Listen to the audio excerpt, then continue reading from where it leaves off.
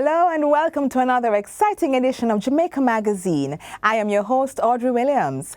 2022 marks Jamaica's 60th year of independence, and preparations are already in high gear for celebrating the Diamond Jubilee.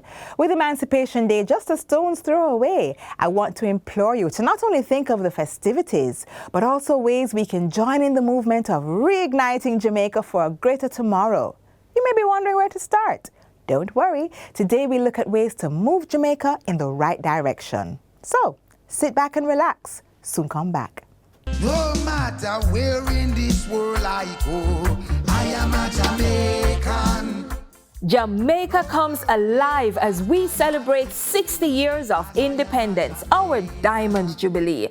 All year long, join in the celebratory events, showcasing impactful legacy projects, entertainment and exciting commemorative events. Resilient and brave, industrious. Yes, we are Jamaicans. Jamaica 60, reigniting a nation for greatness. Them here Jamaican chat, them say Jamaican bop.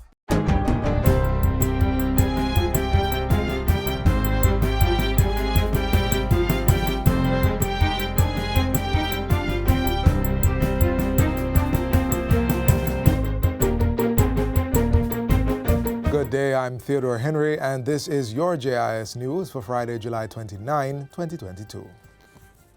Minister of National Security, Dr. Horace Chang, is to meet with the Crime Monitoring and Oversight Committee, CMOC, in early August to look at effective monitoring of government's national security initiatives. The meeting will also examine the realignment of the oversight framework to ensure there is an appropriate oversight and implementation program going forward. This follows what's reported to be productive discussions held on Wednesday between Minister Chang and the chair of the Crime Monitoring and Oversight Committee, Lloyd Distant. According to a statement from the Office of the Prime Minister, in the meeting, which was arranged last week, both Dr. Chang and Mr. Distant expressed a common understanding on the principle of consensus between the government and the CMOC. There were also wide-ranging discussions on various targets set via consensus, as well as opportunities that currently exist for continued collaboration and dialogue to improve government's legislative processes. Dr. Chang and Mr. Distant pledged to continue their open and frank engagement towards sustained achievements in the fight against crime, violence, and corruption. Meanwhile, the Ministry of National Security is pushing for the mandatory participation of inmates in the rehabilitation programs at correctional facilities. State Minister Xavier Main points out that currently, participation in these programs is voluntary, which he argues limits the Department of Correctional Services' ability to ensure persons leave its facilities equipped for reintegration into society. The participation of inmates in rehabilitation programs is, however, and unfortunately voluntary. So an inmate may choose not to become part of the programs that are designed to rehabilitate them in preparation for their release back into society. But we continue to urge the courts that as part of its sentencing regime to make orders for inmates to participate in suitable rehabilitation programs. The minister was delivering the keynote address at the recent passing out parade for 63 new correctional officers in St. Anne. $10,000 will be invested in the infrastructural development of the Savannah Lamar Primary School annually for the next 2 years. The funds are being provided by DTR Foundation and Equity Capital Management under the Ministry of Education and the National Education Trust's Adopt a School program. A memorandum of understanding to solidify the partnership was signed at the Ministry of Education yesterday. The Adopt a School initiative is a collaboration between a school and an external institution, such as a corporation, church, or civic organization, empowering individuals and entities to actively participate in the improvement and preservation of public education. Acting Chief Education Officer Dr. Kassan Troop says it recognizes that an effective education system requires all hands on deck. Because what you do when you give to education is that you create other lives. It has ripple effect because education is that weapon that breaks poverty, the cycle of poverty, and of course it gives people the opportunity to transform their economic and social realities. Chairman of Dreams to Reality DTR Foundation, Gerald Hamilton, says it is hoped that others will be inspired to similarly invest in education. We wanted to be the first also because we wanted to set an example, and we wanted to challenge other past students to do the same. The Equity Capital is proud to be a part of the advancement of Jamaica and will continue to invest its time, its funds, its efforts in developing the fire of the country. Another 4 of the Bureau of Standards Jamaica BSJ laboratories have been accredited to ISO IEC 17025 2017 international standards. The BSJ's aggregates, concrete and masonry units, cement testing and energy efficiency testing laboratories have received their certification from the Jamaica National Agency for Accreditation, JANAC. These bring to 8 the number of BSJ labs that have been accredited by JANAC. Minister of Industry, Investment and Commerce, Senator Auburn Hill, says this will have significant impact on the local construction and transportation industries. The accreditation of these labs, coupled with the BSJ Metallurgy Laboratory that was previously accredited by JANAC, will now support the industry in ensuring that the tests that are done on the construction products and materials will improve the quality of buildings, roads, and bridges in Jamaica. As it regards the energy efficiency testing lab, the minister says its accredited test will determine the extent to which products such as refrigerators, freezers, wine chillers, and room air conditioners meet rigorous safety and energy efficiency standards. This, he says, will assist the country in meeting Sustainable Development Goal SDG 7, which calls for affordable, reliable, sustainable, and modern energy for all by 2030. Select tax offices across the island will be opened for business this Saturday, July 30, and every last Saturday of the month for the remainder of the 2022-2023 financial year. The St. Andrew Tax Office in Constant Spring, along with the Montego Bay, Mandeville, Savannah Lamar, and St. Anne's Bay tax offices, will operate this Saturday between the hours of 10 a.m. and 2 p.m. The Portmore Tax Office will continue its usual weekly Saturday operations with adjusted business hours of 9 a.m. to 2 p.m. Tax Administration Jamaica, the TAJ, says this Saturday service provides taxpayers with a convenient option of doing business on the weekend, which should alleviate the usually high walk-in traffic during the busy month and weekday period. Among the services to be offered are processing motor vehicle registration and other motor vehicle transactions, applying for TRN, dropping off documents for the renewal of driver's license, and making tax and fee payments. The TAJ will also be processing property tax payments in the weekend operating hours, as well as the collection of printed driver's license cards. Audit and compliance activities will not be available during the Saturday operations. COVID-19 protocols will continue to be observed during the month-end Saturday openings. And finally, activities are in high gear for the return of the Independence Float and Street Parade on Emancipation Day, August 1. The Jamaica 60 Parade will start at 10 a.m. on Hope Road near the Ranny Williams Entertainment Center. It will then proceed to Halfway Tree and Oxford Road, making a turn onto Tom Redcombe Drive, heading to the National Stadium parking lot. Minister of Culture, Gender, Entertainment and Sport Olivia Grange says the event is anticipated to draw more than 1,000 attendees. We will have 8 exciting floats, 7 music trucks, 7 costume groups, effigies, John Canoe, youth groups. Minister Grange, who was making a statement in Parliament this week, adds that the Float and Street Parade will also feature performances from a number of Jamaican sound systems, including Stone Love, Renaissance, and Rough Cut. And that's it for JIS News Today. I'm Theodore Henry.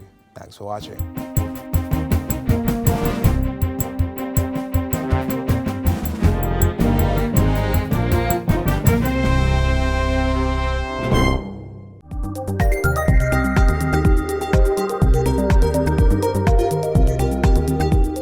Look, do you see it? Can you tell which bird this is? There are over 300 species of hummingbirds in the world, and Jamaica has 4 types. Our national bird, the doctor bird, is one of those 4, and it's endemic to the island.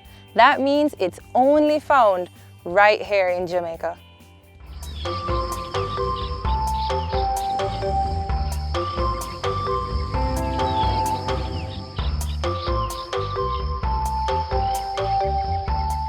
According to sources at the Institute of Jamaica, in 1962, a committee was established to consider the recommendations for the national emblems of the country.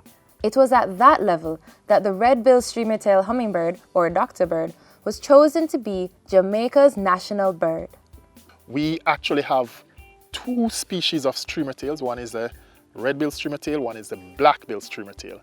The red-billed streamer-tail and the black-billed streamer-tail is considered by some authorities as two separate species. Here in Jamaica, we still consider them to be two species. The red-billed streamer-tail can be found across most of the island except the eastern tip, where you'll find the black-billed streamer-tail. Hummingbirds' nests are made from small leafy materials woven together with cobwebs. There are about 2 eggs per clutch or grouping, usually one male and one female. Hummingbirds are actually sexually dimorphic. In other words, there are two different forms for male and females. The male is actually a lot more flashy. Jamaicans call the red-billed streamer-tail the doctor bird because of the appearance of the male, with its black crest and 2 iconic tail feathers, resembling the top hat and coat tails of doctors in the past. The male doctor bird also has shimmering green feathers on the chest and back, and a bright red bill with a black tip. The female looks very different because she has a short tail, white chest feathers, and slightly green feathers on the back. The female's bill is also dark brown with red at the base. You can actually find males without a tail, and there are several reasons for this. One, it could be a young male, right? Born earlier this year, for example, it's going to take a while before those tail feathers actually grow in. And sometimes you'll actually see some with very short tail, which means it's growing in.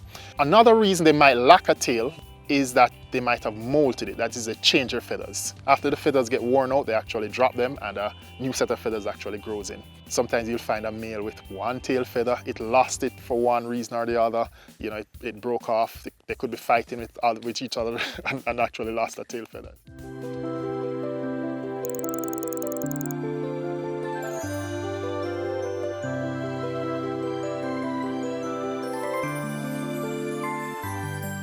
Hummingbirds, for their size, I mean, they're very tiny birds, but they're probably one of the most aggressive groups of birds in the entire world. The reason for this aggressive behavior is because of food scarcity. They have a group of flowers which they'll visit throughout the day because it takes some time for the nectar to replenish. Sometimes about half an hour, sometimes about an hour or longer. So what they do, they'll feed along a particular route, taking different flowers as they go along.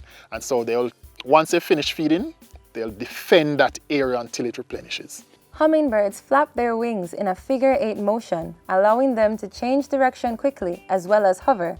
But they are constantly burning so much energy that they must spend all day looking for food, only taking short rests in the shade. Hummingbirds are considered nectar feeders, and there was a time when we believed these birds fed only on nectar from flowers. But in more recent times, we realized that they do actually take insects very occasionally, and we suspect it's really just to get some supplemental protein. In terms of the trees and the flowers that the hummingbirds feed on, I would like to highlight that the national tree, the blue maho, is actually one of the favorite flowers of the doctor bird. You can spot the doctor bird at many of our public gardens across the island. For example, right here at the Blue and John Crow Mountains National Park, a United Nations educational, scientific and cultural organization, UNESCO World Heritage Site. Look at that color, shimmering emerald green, and those 2 long tails. Our national bird is certainly a sight to behold.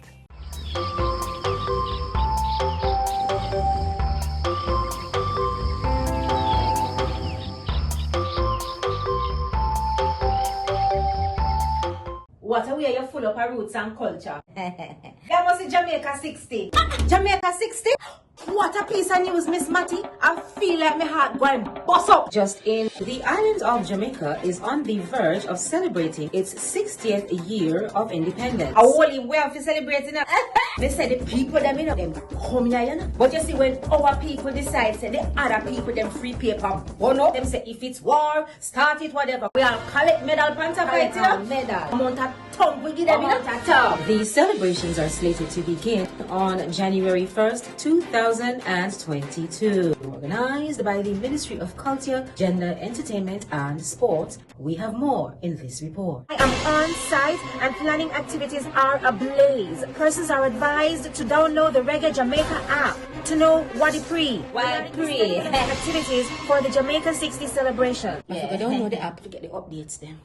In unity lies strength, the motto that the Ministry of National Security has administered in its mission to fight against transnational criminal activities. To learn how our government is working to resolve these issues, our next feature will give you an in-depth look.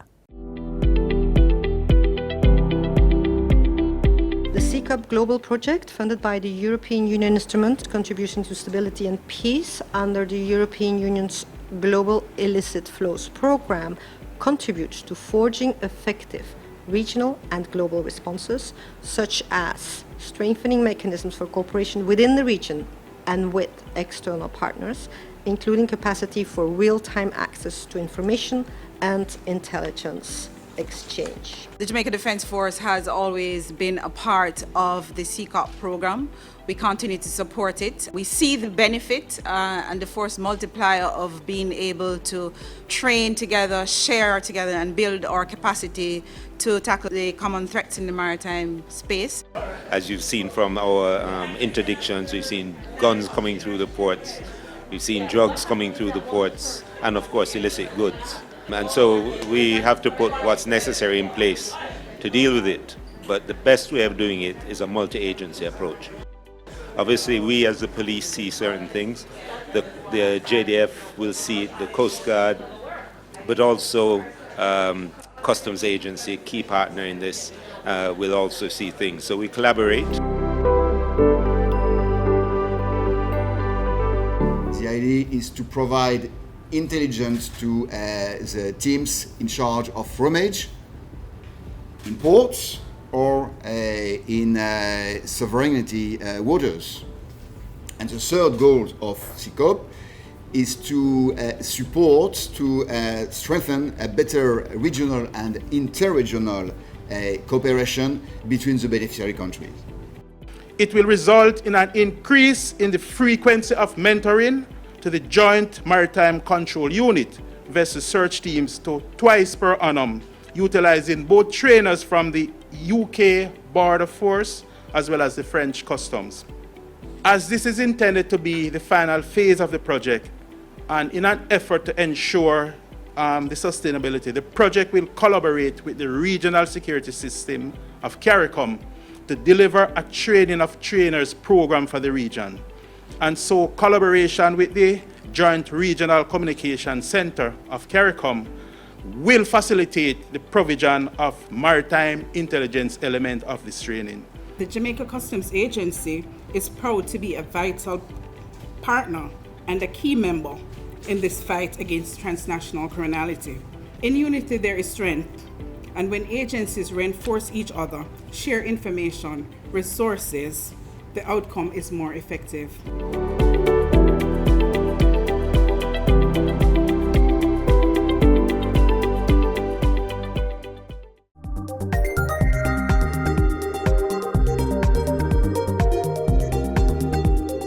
Waste must be stored in areas easily accessible to our sanitation workers. Who's responsible for managing and disposing of our waste? We all are. So, just bag it up.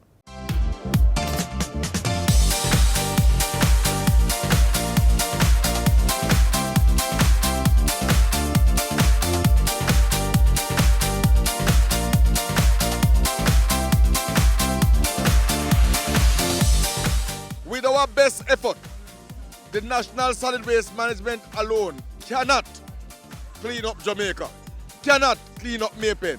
We have to get the buy-in of the residents.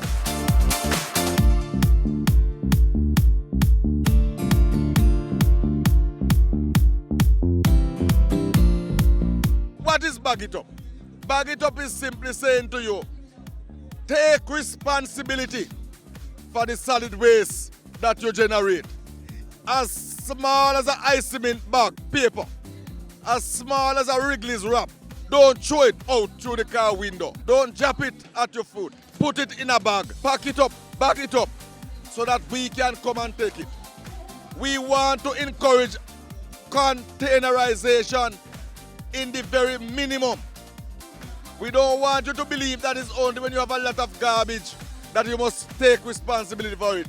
We want you to take responsibility for just that little biscuit paper, even the little biscuit paper, the little thing that wrap up the little bun that you eat, the little patty bag. We want everything to be properly containerized. SPM Waste Management, a regional company of the National Solid Waste Management Authority, NSWMA, launched the community-based project Bag It.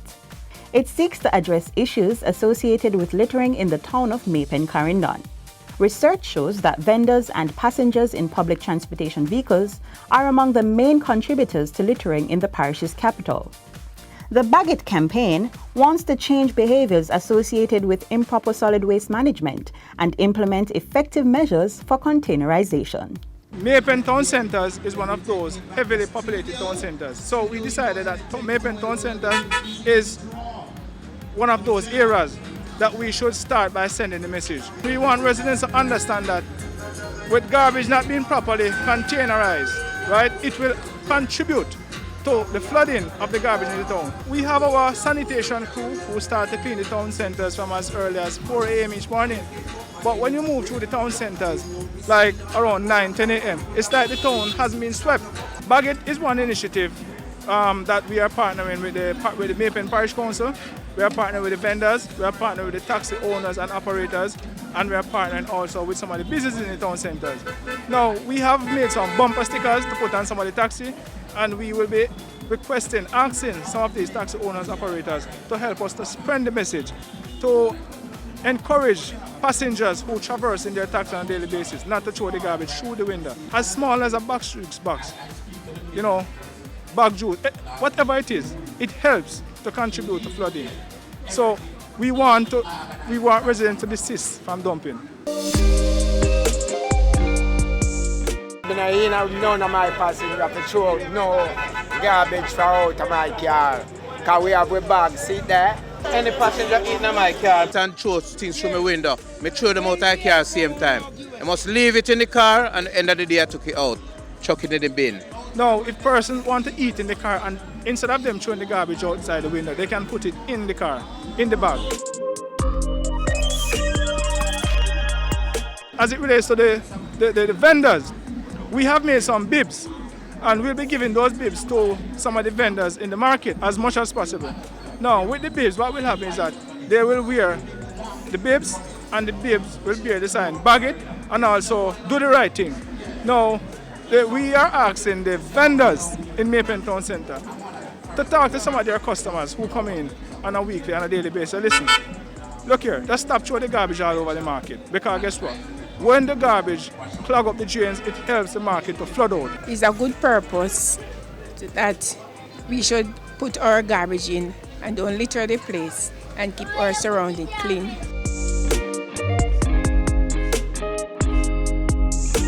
It is good for bagging it, because if you bag it, you just take it up and put it there in the truck, come and pick it up. I got the garbage bag and I'm going to put the garbage in it, that I don't have to litter the place. Heel up. Big up the plastic then. Yo, don't mess the place here, keep it real.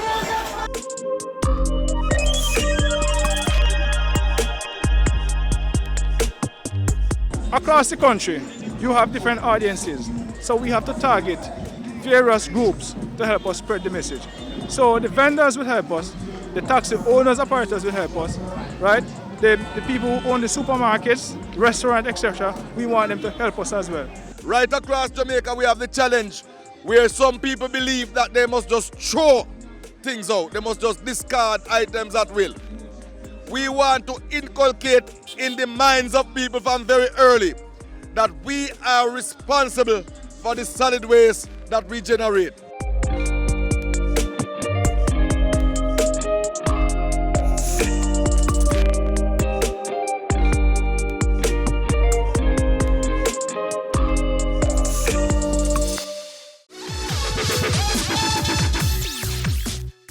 O island in the sun, willed to me by my father's hands, all my days I will sing in praise of your forest waters, your shining sand.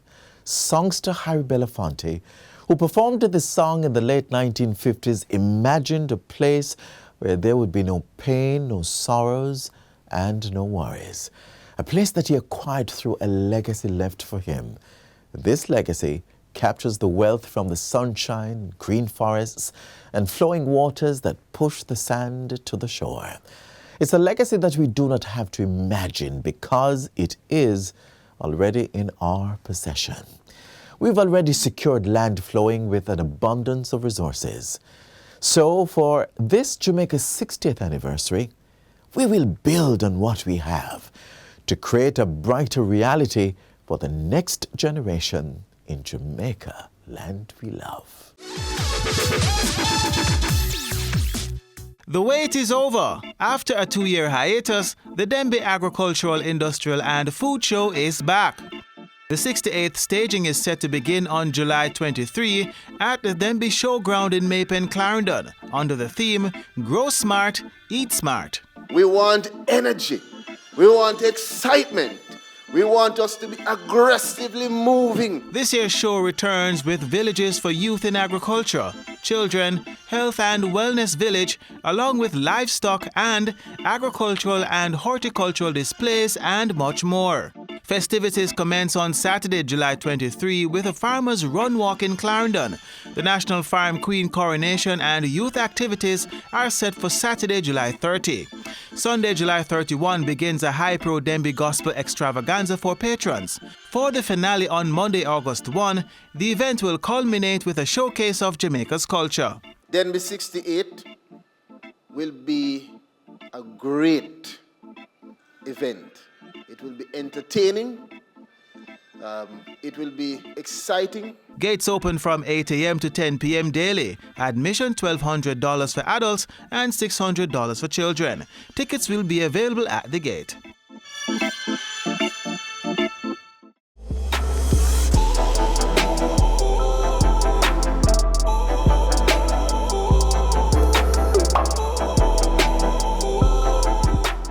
We've come to the end of our program. There's more to watch by visiting our website at www.jis.gov.jm. From all of us here at the JIS, I'm Audrey Williams.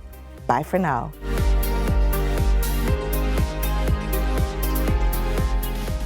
This has been a production of the Jamaica Information Service, the voice of Jamaica.